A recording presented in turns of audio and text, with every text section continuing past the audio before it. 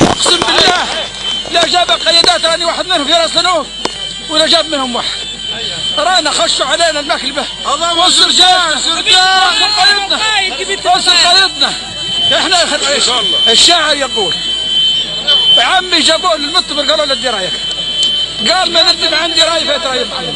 صح ان كان اخطيها اللي بيت الدم هو جابرها، وهو اللي يشقي فيها شرع برح، وهو اللي شرى صاروخ الخطا، وهو اللي زرع فيها زراع مثمر.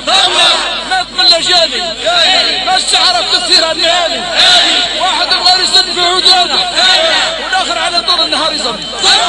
هناك راي بيت راي محمد. احنا 42 سنه تحت قياده القائد معمر القذافي، يعني لنا 20 يوم 42 سنه ما واحد حق جلده من حتى من برغوثه. لنا 20 يوم سامرين ليل ونهار.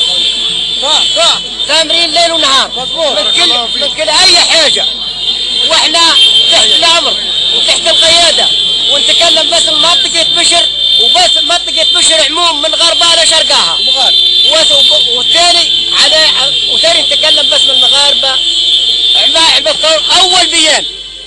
اول بيان دروا المغاربه، اول بيان في ليبيا دروا مبايعه دروا من الغاية، اول بيان. ولكن ايش نديروا للظلم ولا الحرام؟ لا ينام ولا خلوا من ينام.